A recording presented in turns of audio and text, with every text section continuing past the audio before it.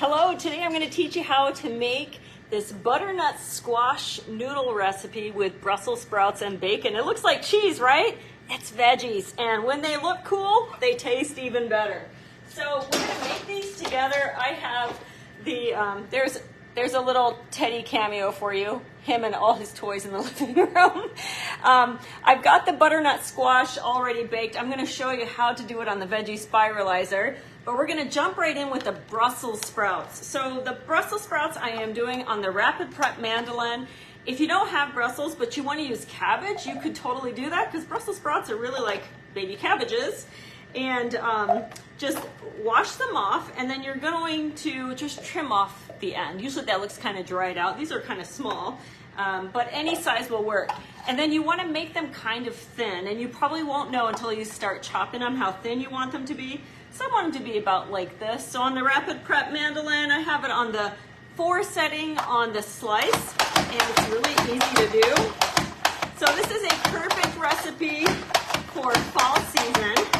I think it would be great at the holidays too, but we're not going to wait for the holidays. We're going to have it today. So this is 10 ounces of Brussels sprouts, and we're going to go ahead and put it right into the stainless non-stick wok that I did the bacon in before coming on here with all of you. So you're going to take 5 slices of bacon, chop it up, and then let it cook, and then set it on a paper towel. Cook it crispy because it's going to go back into the pan. And for this recipe, you do want to keep your bacon grease in the pan. So we're just going to add all of these Brussels and 6 sage leaves. These are actually in my garden still. They will last for a long time. Usually I can get this herb until about Thanksgiving.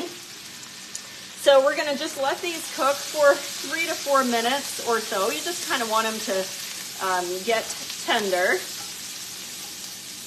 And we'll let that go. So it's going to turn a nice bright green color as it's cooking. And the bacon grease definitely is going to give it a little bit of a bacon flavor. But if you're opposed to using bacon for this recipe, just use a little bit of olive oil. Skip the bacon altogether. We are going to use it today, though, of course. Okay, let me show you how I did the butternut squash. So butternut squash is the one that's kind of long, and it has this bulbous bottom. So what you're going to do is peel it and then slice it where it starts to get kind of rounded. And when you get to that point, you're going to see your seeds. So then I will clean this out and use it for something else. But for today, I want to turn this butternut squash into noodles. So I saved a little bit to show you. This is our veggie spiralizer. I love using this particular tool, especially for squash and sweet potatoes. I think it's really fun.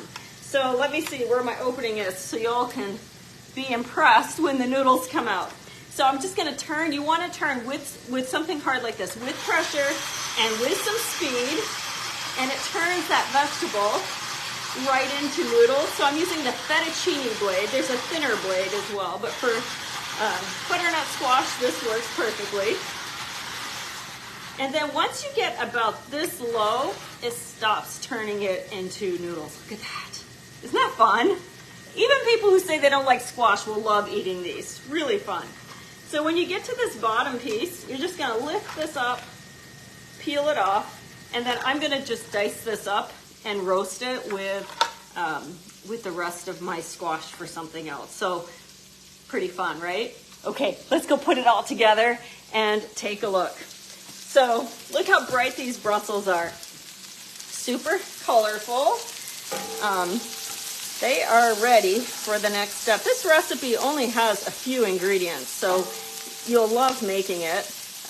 While your butternut squash is in the oven, you can be cooking up your bacon, taking care of your Brussels sprouts, and then we just dump it all together. So let me see if my pan is hot. Okay, it's not too bad. So now we're going to just take this squash, and we're going to put the whole thing in there. If you want to, you can cut your noodles a little bit. I roasted the squash at 400 degrees for about 16 minutes. And I just added a little bit of pepper. I skipped the salt. I did spritz it with a little bit of olive oil.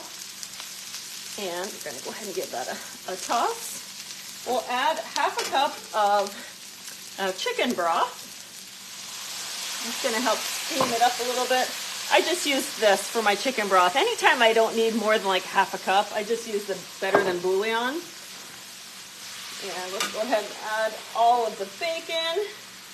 We'll mix it up and it's ready. So you could make this a main dish, or you can make it a side dish. We're going to use it as a side dish today. I've got some chicken thighs in the air fryer, and that is it. So you want to separate out these strands of squash. There we go. Doesn't that look great? Pretty fast, pretty easy, and probably something that you haven't thought of for butternut squash. I hope you'll give this a try. If you don't have our veggie spiralizer, I'll do two things for you. First, I'll post the link for it from my website in the comments. But a lot of stores actually sell spiralized vegetables. You're going to pay more for them because somebody else did the work, but that would be a shortcut.